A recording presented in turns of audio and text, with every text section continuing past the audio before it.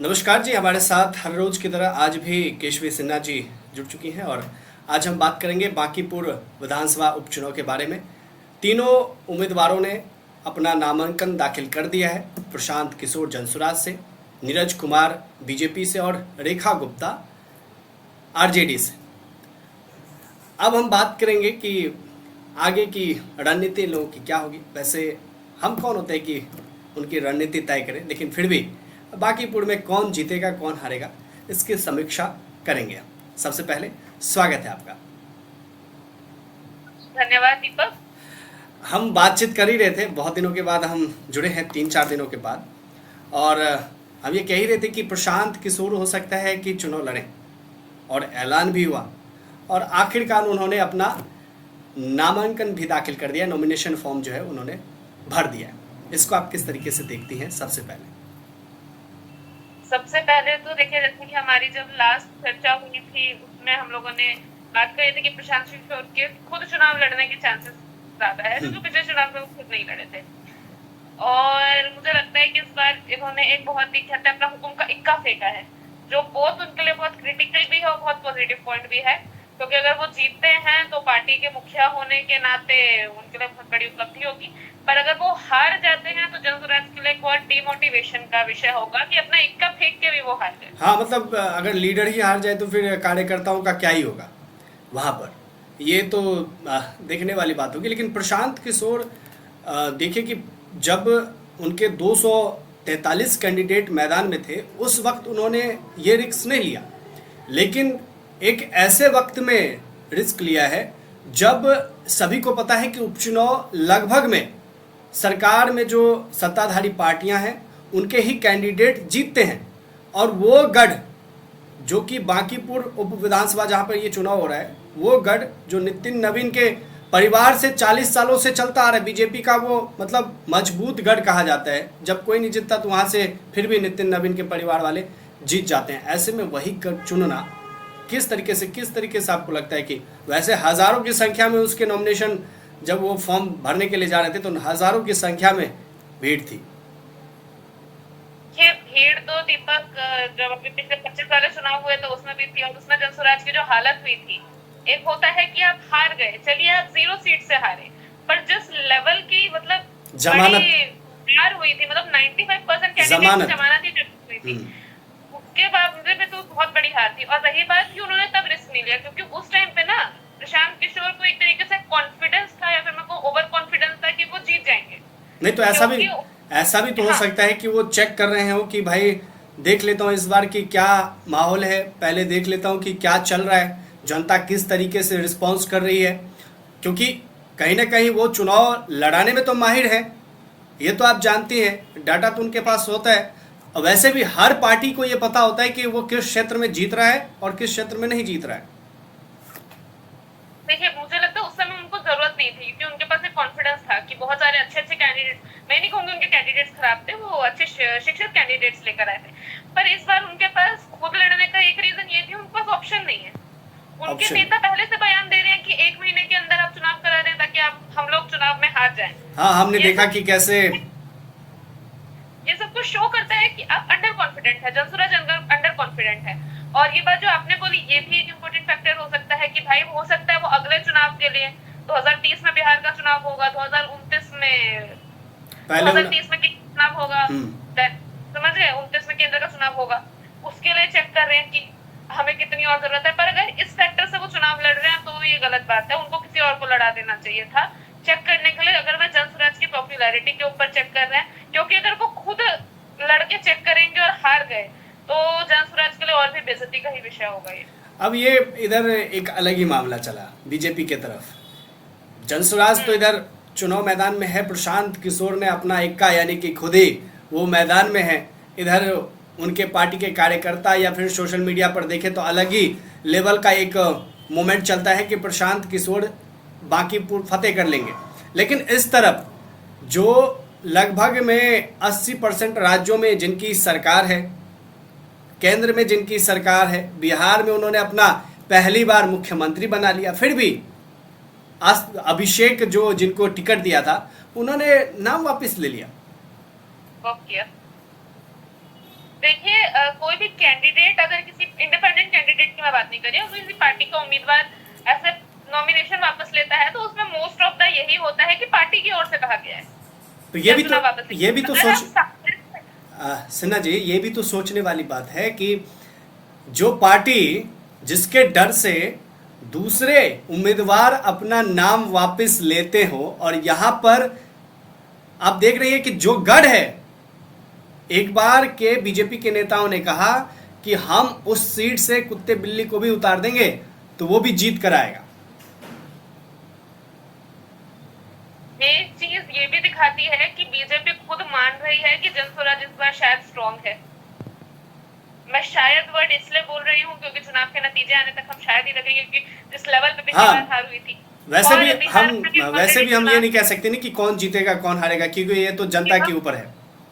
जनता के ऊपर है किसको अपना जनादेश देंगे।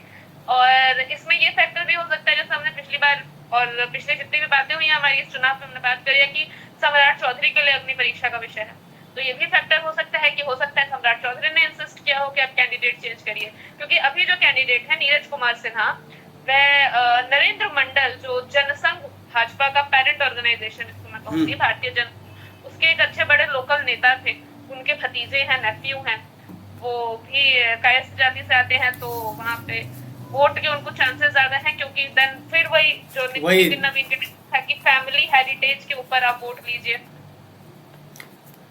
आप इस तरीके से भी देखिए कि जो अभी नए नए कैंडिडेट बीजेपी के एक दिन पहले तो अभिषेक वापस लेते हैं और उसी दिन नाम घोषित किया जाता है, लेकिन नीरज कुमार को आप यदि देखें तो उनके ही नेता, वरिष्ठ नेता उनके साथ जो रहते हैं, वो उनको बोलने नहीं देते मीडिया में। मैंने ये चीज देखा, आपने क्या ये चीज देखा, और इसको आप किस तरीके से देखते?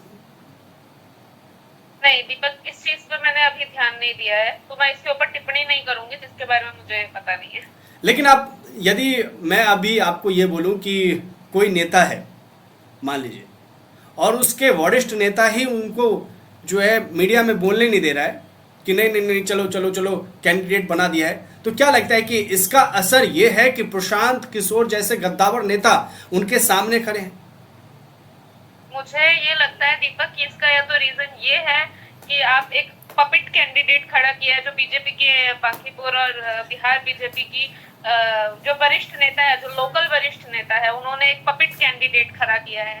जैसा कि मुझे याद है जब इंदिरा गांधी जी को निर्वाचित किया गया था, तब भी कहते हैं कि कांग्रेस के सीनियर नेताओं ने गूंगी गुड़िया जैसे शब्दों का प्रयोग किया था, एक पपिट कैंडिडेट के रूप में उनको खड़ा किया था। हाँ, वो अलग बात है कि she came as the iron lady of India, बाद में उन्होंने किया, बट इसको मैं पपिट कैंडिडेट का स्टेटमेंट दूंगी, क्योंकि जनता को हक है उस उम्मीदवार को सुनने का, जानने का, जिसे वो वोट देने वाली है। अगर जो जीत जाता है उनका विधायक बनेगा, उनकी मांग सुनेगा, it will be a people's representative.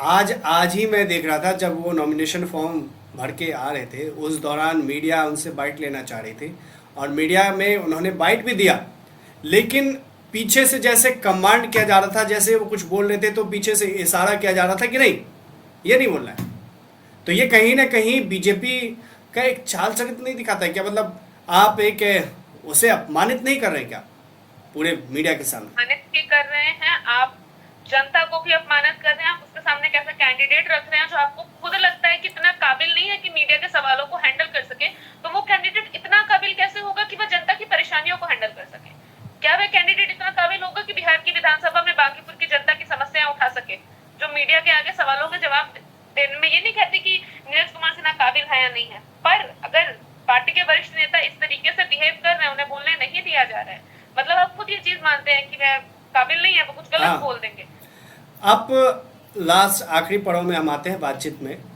अभी आरजेडी का भी माहौल वहां पर ठीक ठाक है, कोई भी आरजेडी हो या बीजेपी के नेता ये मानने को तैयार नहीं है कि प्रशांत किशोर से उनका टक्कर है। बीजेपी के नेताओं ने कहा कि मेरा जो मुकाबला है वो है आरजेडी से, और आरजेडी ने कहा कि मेरा मुकाबला है बीजेपी से। तो आप इसको किस तरीके से देखते हैं कि क्या सच में इसलिए भी नाम नहीं लेना चाहते हैं ये लोग कि कहीं प्रशांत किशोर को जनता उस तरीके से ना देखने लग जाए कि मेरा जो है आगे वाला जो मुकाबला कर रहा है वो इतना ताकतवर है कि नाम लेना पड़ रहा है, इस तरीके से कुछ? दीपक, मेरा पर्सनल इंट्यूशन कहता है कि वहां पे आरजेडी से तो नहीं कोई जीतेगा, ये मेरा पर्सनल इंस्टीट्यूशन है। और रही बात नाम ना लेने की, तो प्रशांत किशोर की जो पार्टी है वो नई पार्टी है। आरजेडी और बीजेपी एक दूसरे की पुरानी दुश्मन रही हैं, पॉलिटिकल राइवल मैं कहूंगी। तो अगर वो एक दूसरे का नाम लेंगे तो दोनों के लिए सेफ पॉइंट है, क्योंकि अगर प्रशांत किशोर जीत जाएंगे तो उनके ऊपर सवाल नहीं उठेगा कि भाई हमने तो बात ही नहीं की थी। और अगर एक दूसरे पे वो लोग सवाल करते हैं तो जीत, अगर दोनों में से कोई भी जीते कोई भी हारे, जनता सवाल नहीं करेगी, क्योंकि उनको पता है। जैसे कांग्रेस और बीजेपी की बात, एक दूसरे का वो लोग पॉइंट आउट करते हैं, जनता उसे सामान्य मान चुकी है। पर अगर किसी नई पार्टी के ऊपर डायरेक्टली पॉइंट होगा कि इतनी पुरानी इतनी बड़ी फेमस पार्टी डायरेक्ट पॉइंट कर रही है और फिर वो हारी, तब ज्यादा दिक्कत हो जाएगी। आपने एक बार 2020 में जब विधानसभा का चुनाव हुआ था, उस दौरान आपने पुष्पम प्रिया का नाम सुना था क्या?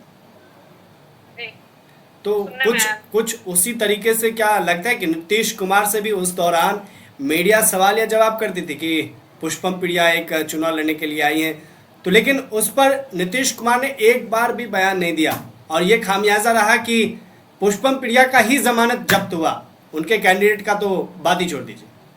तो क्या ये भी एक रणनीति हो सकता है ना कि भाई ठीक है, नाम नहीं लेना है और लाइमलाइट में नहीं लाना है, लेकिन यहाँ पर पुष्पम प्रिया नहीं है, यहाँ पर खुद प्रशांत किशोर हैं जो वैसे भी किसी पहचान के मोहताज नहीं है। राजनीतिक रणनीतिकार तो है, काफी पुराने समय से रहे हैं, सोनिया गांधी के साथ रहे हैं, नरेंद्र मोदी के साथ रहे, जनता उनको जानती है। तो अब या तो ये भी एक बीजेपी की स्ट्रेटेजी हो सकती है कि हम नाम लेके और फेमस नहीं करते हैं, लाइमलाइट में नहीं लाते हैं। लेकिन आरजेडी ने क्यों नाम नहीं लिया? मतलब आरजेडी ने भी नाम नहीं लिया। तीसरा खिलाड़ी के रूप में देखती हूँ, मुझे उम्मीद नहीं है कि आरजेडी को वहां से ज्यादा वोट मिलेंगे। मतलब मैं देखती हूँ जीतेगी तो या तो प्रशांत किशोर जीतते हैं या फिर नीरज सिन्हा कुमार जीतते हैं, या दूसरे नंबर पे रहेंगे। और आरजेडी को तो मैं तीसरे चौथे नंबर पर ही देखती हूँ। चलिए, बहुत बहुत धन्यवाद, आपने समय निकाल कर हमारे से बातचीत की और अपनी बातों को रखा। धन्यवाद।